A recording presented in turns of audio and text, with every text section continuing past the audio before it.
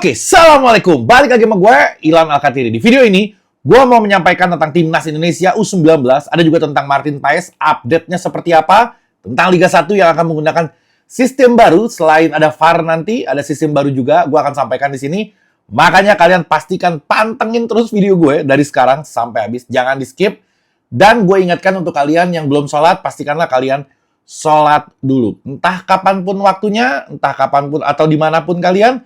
Tapi usahakan jalankan kewajiban kalian. Jangan gue menjadi penyebab kalian untuk menunda apa yang seharusnya kalian utamakan, yaitu sholat. Jadi setelah sholat, baru nonton gue lagi. Oke? Dan video ini disponsori oleh, tuh di belakang, ya salam, Alkas Parfum. Gue mau, terima kasih juga sama kalian yang udah beli banyak banget. Gue juga kaget, nggak nyangka gue ternyata seantusias itu kalian. Alhamdulillah, ternyata lebih banyak orang yang suka sama gue dibanding yang nggak suka. Terbukti dengan pembelian gue yang luar biasa. Gue juga kaget. Gue mau terima kasih dan gue alhamdulillah juga. Terima kasih ke Allah juga atas apa yang sudah kalian lakukan dengan membeli produk gue. Ini ada Alkas Parfum, produk gue. Kalau kalian beli yang ini, promonya masih berjalan. Kalian akan mendapatkan yang travel pack-nya 10 ml. Cara belinya gampang. Ada di deskripsi. Langsung kalian klik linknya dan kalian bisa pilih beli di Tokopedia, Shopee, atau di TikTok Shop juga bisa. Jadi tinggal klik aja linknya ada di deskripsi di bawah. Itu dia cara belinya di situ. Oke, ini dia. Timnas Indonesia U19 bantai Filipina. Memang sebelum pertandingan pun gue sudah mengira-ngira kalau ini akan terjadi. Gue bilang ini paling sedikit. Gue ngomong di video sebelumnya paling sedikit. Gue bilang ini. Sorry, gue nggak post di sini ya. Gue postnya gue postnya di IG gue kalau nggak salah. Gue bilang paling sedikit ini golnya 5 gue bilang. Tapi ternyata alhamdulillah lebih dari yang diprediksikan. Ini 6. Dan sebenarnya itu bisa lebih dari itu. Jadi kalau gue bilang nggak ada tantangannya sebenarnya lawan Filipina. Kita memang terlalu superior untuk level ASEAN. Dan ya yakin banget kalau kita bisa juara. Gue mau sedikit kronologi terjadinya gol di sana. Dan gue akan ceritakan lini mana yang kira-kira bisa menyebabkan Indonesia ini mainnya bagus banget gitu. Oke, yang pertama gol dicetak sama Ardiansyah. Ardiansyah ini asis dari Donitri Pamungkas. Dan Donitri ini fenomenal banget. Dia 2 asis di pertandingan ini. Terus ada Muhammad Iqbal. Ada juga Kadek ngegolin juga. Dan Iqbal ngegolin juga setelah itu. Gitu. Jadi ada 3 gol yang tercipta dari lini pertahanan kita. Lini pertahanan kita fenomenal. Selain bertahannya kuat banget. Mereka pun bisa nyetak gol gitu. Ini super komplit gitu. Tapi ada catatannya nanti. Nanti akan gue sampaikan. Oke? Terus yang berikutnya Aliansa juga ngegolin lagi. Sama juga asisi dari Donitri juga. Dan mirip lagi sama gol pertama. Jadi gol pertama sama gol keduanya si Aliansa ini skemanya tuh mirip-mirip gitu. Kayaknya memang dia berdua udah janjian.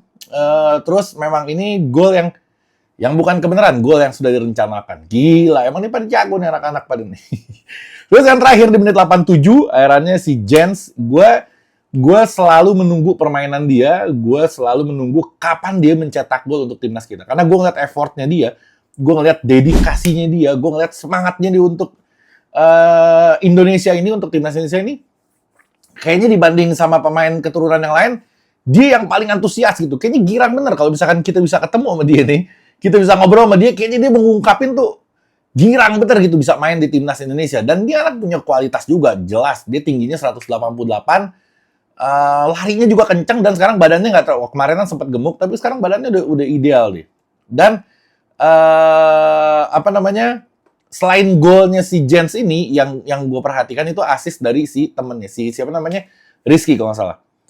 Ini membuktikan kalau timnas U19 memang rata-rata ya asuhan Indra Safri ini memang rata-rata nggak egois gitu mainnya. Gue kemarin di pertandingan kemarin secara keseluruhan pun gue nggak ngelihat keegoisan daripada pemain. Dan ketika si Jens ini ngegolin, terlihat satu tim yang ngejar ke dia, satu tim yang ikut happy sama dia, dan ini terlihat banget kekompakan di tim ini. Dan memang mungkin anak-anak ini juga berharap kalau si Jens ini mencetak gol. Cuma gue sayang aja dimasukinnya telat gitu di menit berapa? 60, 70 apa? Gue pikir dia akan main dari babak pertama gitu, karena Arkan di pertandingan kemarin ya bagus mainnya, tapi nggak bisa di babak pertama dia nggak bisa mencetak gol karena peluang juga banyak banget.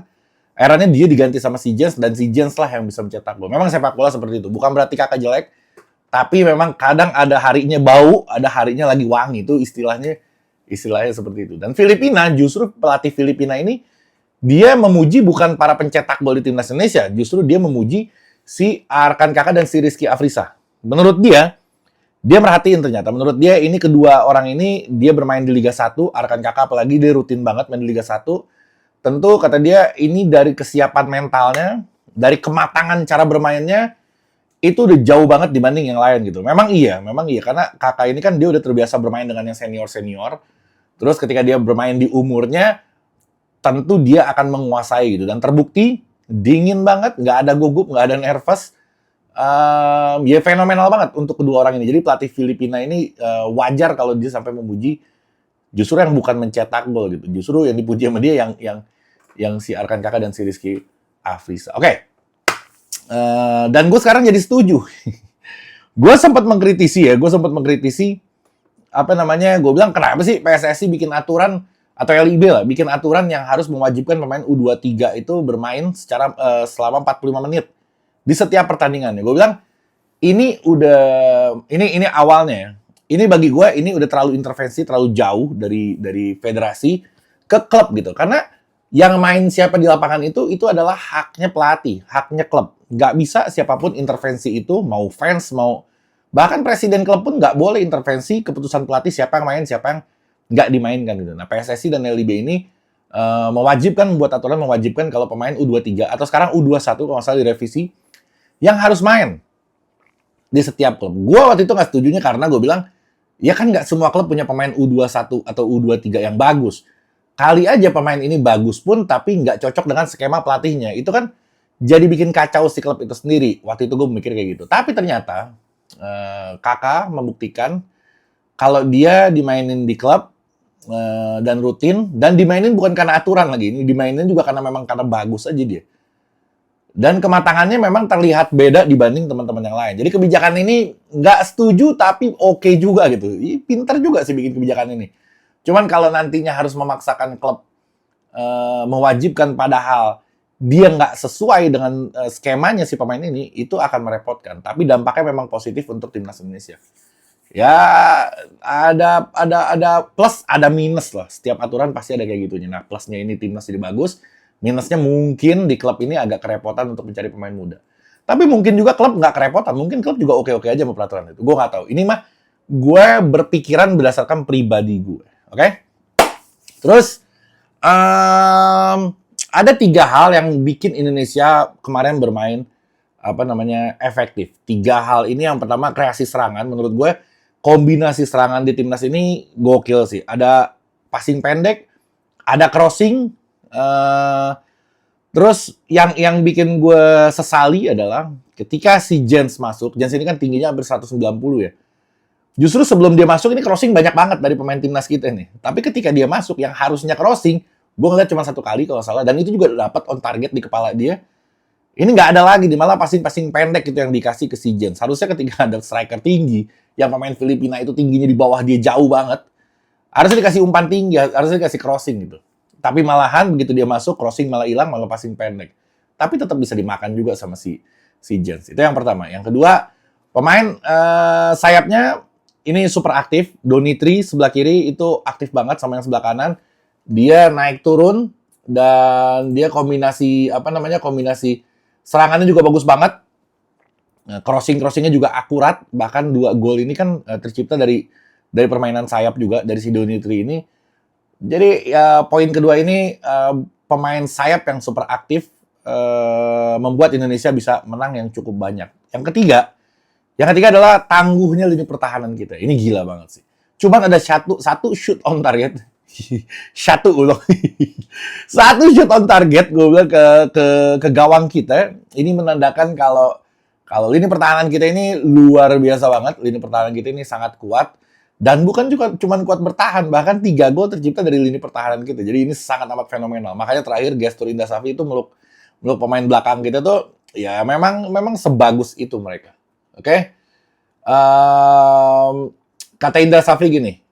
Jadi dia menang oke banyak, tapi dia nggak mau ini keren juga nih pelatih ini.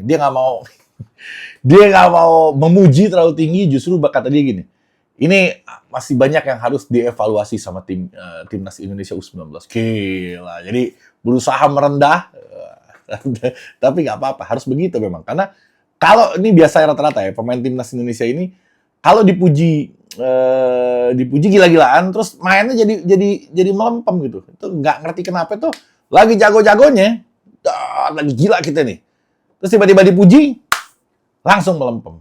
Langsung istilahnya kalau lagi bagus mainnya wangi, kalau lagi jelek mainnya bau. Tah, masuk. Kalau lagi bau, wah ini dia. Kalau lagi bau, ini ada Alkas parfum. Langsung semprot aja, capret. Dapat yang ininya, waduh. Udah deh, lo nggak usah gue jelasin, lo lihat di deskripsi di bawah. Di deskripsi, linknya pencet, nanti lo baca review-reviewnya di Tokped atau Shopee. Menurut yang udah beli, kayak gimana gitu. Lo baca aja sendiri. Kalau lo percaya sama nggak percaya sama gue, lo baca aja sama dia. Enak banget, beli langsung. Biar gue bisa packing lagi ntar kalau sore hari di rumah. Kalau sekarang, lo nggak beli, gue nggak bisa packing. Lanjut Indra Safri. Dia bilang kayak gini, game plan dia kami rencanakan. Nggak apa-apa dong, jangan nanti, alah, lu bang, gue lagi enak-enak dengerin, tiba-tiba minyak wangi nong. Nggak apa-apa, halal. Wah halal, what toyib. Oke. Game plan yang kami rencanakan dan filosofi yang dibangun untuk tim ini belum konsisten dia bilang.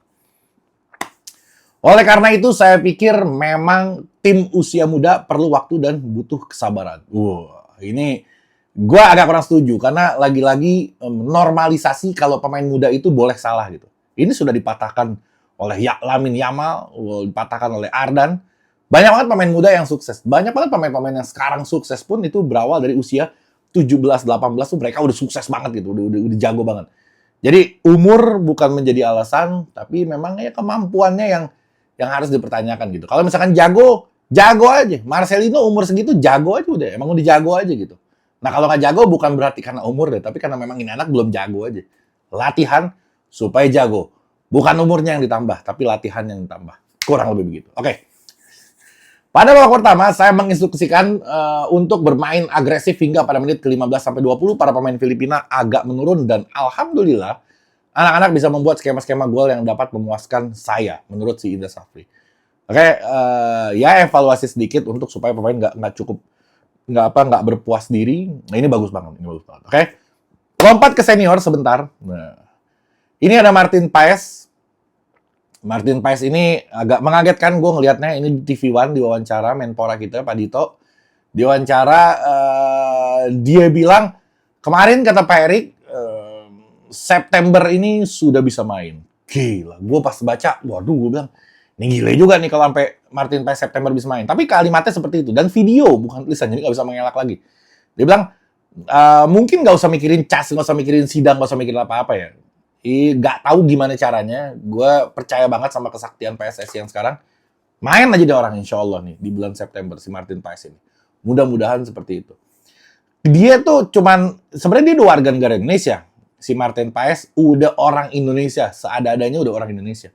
Cuman masalah perpindahan federasi aja dari KNVB ke PSSI ini yang bikin dia nggak bisa main di timnas. Kalau ini dipindahin aja federasinya, selesai dia bisa main. Cuman di situ permasalahannya. Ya mungkin nggak segampang itu dan nggak semurah itu kali. Tapi diusahakan dan gue yakin banget kalau si PSSI dan timnya dan jajarannya ini bisa banget untuk menjalankan itu. Amin insyaallah. Oke, terus terakhir.